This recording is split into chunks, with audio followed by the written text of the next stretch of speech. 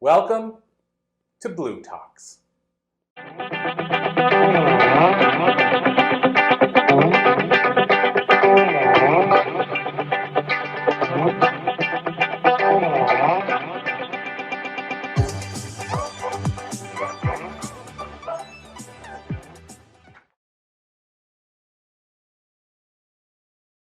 Much to my parents' chagrin, I quit college, my small Canadian town college, when I was 20, and I hopped on my Uncle Phil's 18-wheeler semi on his monthly route down to California.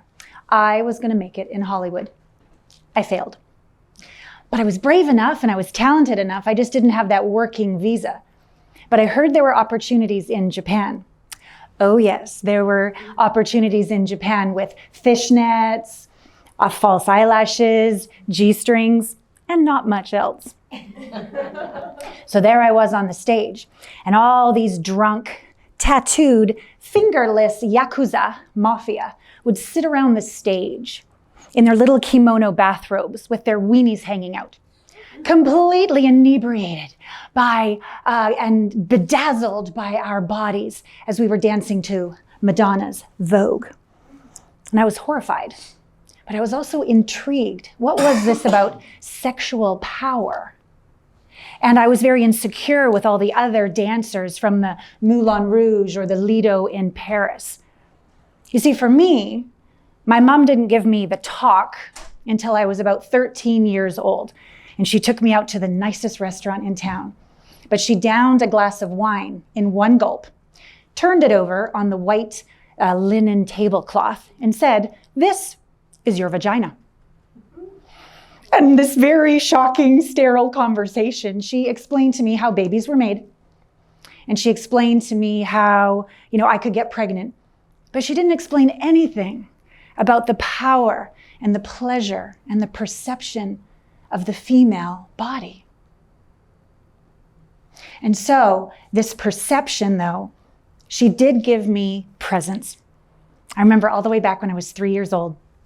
It was Christmas, and I got a Fisher-Price record player, and I got Fisher-Price Little People, and I put them on the record player, and I put them on low, and there she was on the couch, like liquid love, lounging on the couch, her pink velour house coat, and her horn-rimmed glasses, and her scarf in her hair, and drinking coffee out of her China latte mug. She was right there, present with me.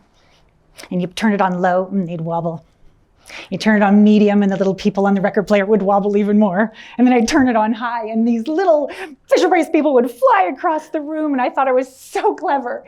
And she was so present. And I would just feel so approved of her in her gaze. I felt magical in her gaze. But back in Japan, I didn't feel very magical in my own gaze. I was really very insecure. I would look in the mirror and I would compare myself to all the other dancers and models, and I was never thin enough and never beautiful enough. And there's this misconception that models or dancers are so confident, but quite the opposite. All of my fellow dancers were anorexic, bulimic, heroin addicts. And so in between shows, I would backpack through Southeast Asia. And I would go to this little island called Koh Phangan in Thailand. And I would rent a $3 a night hut on the beach. And I would dance all night to the full moon parties raging. But by day, I would face my fears.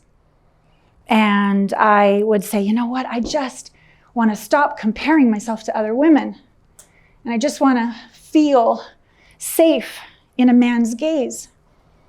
And so I purposefully triggered my insecurities, and I wore nothing but a floss G-string, and I would walk up and down that beach every day. I was committed to learning how to feel at peace in my skin.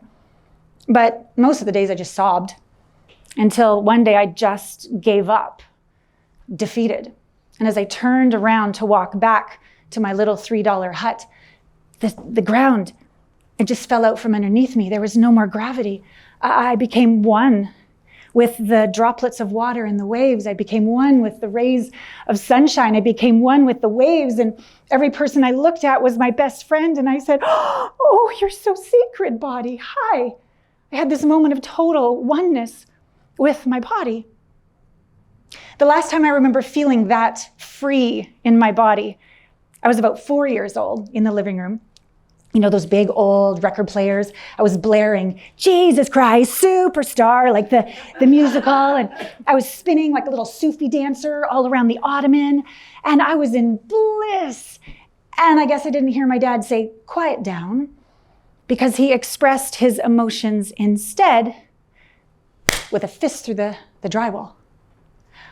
And I learned to be very hypervigilant and to be very aware of the slightest change or nuance in energy, which today serves me very well as a masterful intimacy coach. But at the time, it was a very terrifying way to live.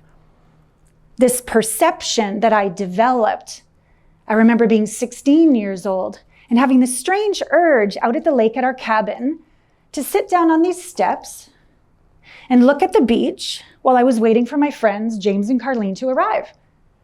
And Carlene came down the stairs first. I'm like, hi.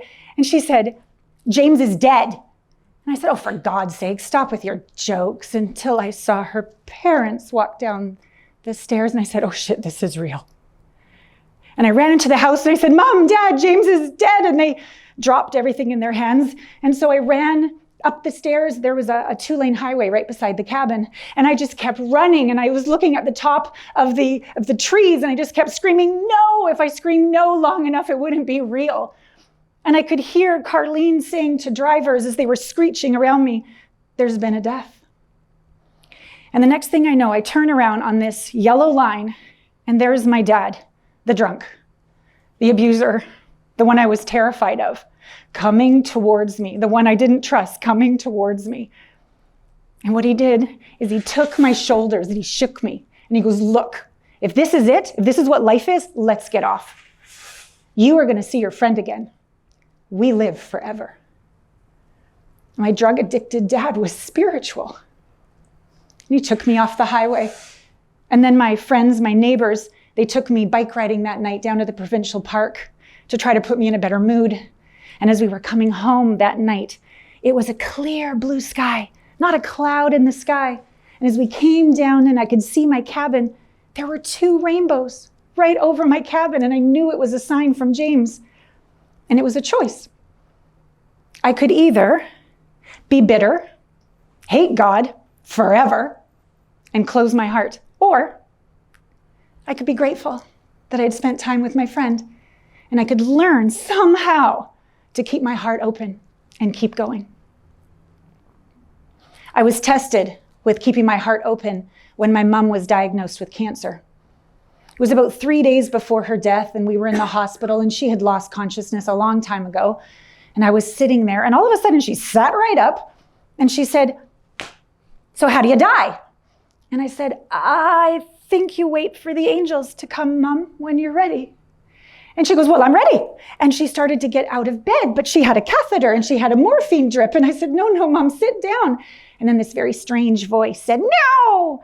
And she bit down on my hand, through the skin, through the muscles. Her teeth were through my bones in my hand. And I was screaming and she was screaming. And the nurses came in, Mrs. Pratt, this is your daughter. No, it's not. Get her out of here. And so I ended up in the ER with stitches. But I gotta say, I still covet that scar. Later that night, she lost consciousness again, and I laid beside her in a cot. And I watched over her. And I had to put the earplugs in because she was stopping breathing, and then she'd start breathing again. And then in the morning, the nurses came in, and they were saying something, and I took out the earplugs, and they were saying, she's dead! Yes, I'll be out by noon. Okay. But this was my moment. And I'm looking at her and she's not there. And I said, 1 potato, 2 potato, just open my heart. 3 potato, 4. And then all of a sudden, she was everywhere. Just like that moment in Thailand on the beach. She was everywhere. And then the next week was my sister's wedding. Poor thing. We decided that Mom was on vacation. And we just drank a lot. And I got pregnant. And so 9 months later, there I was giving birth. And my baby is looking at me for the first time. And it's another one of those moments. Open your heart, Allana. This is bliss. Keep your heart open. 1 potato, 2 potato. There's this miracle. 3 potato, 4. And then, oh shit, how do you keep this thing alive? I was just covered with fear. And it really was an oh shit moment. Because the truth is, I had gotten married when I heard that Mom was dying. Because I was losing my best friend. I didn't know what else to do. And I thought, a man is a plan. Man and a baby is a plan. And what happened was, I divorced him after a year. He turned out to be a very angry man because my closed heart, of course, attracted another closed heart. And so it didn't work. And within 1 year, I was a single motherless mom. But then he, from his point of view, I had used him. I had manipulated him. I had lied to him. I'd humiliated him. And he took revenge. And for the next 12 years, it was a horrendous custody battle where I lost my home and I lost my savings and I went into $250,000 of legal debt. But at least my son loved me. That is until he arrived the day, not my custodial day, and his dad was in the driveway and he came in the front door and he declared so that everybody could hear, I'm living with Dad and don't try to stop me. And he took all his things, even the little bear since he was 1 year old. And when he left, I just crumpled to the cold marble floor and there were no more tears.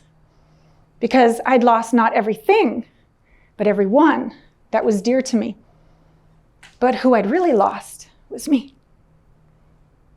And so I said to my staff, okay, I need you to find a cabin in the middle of nowhere.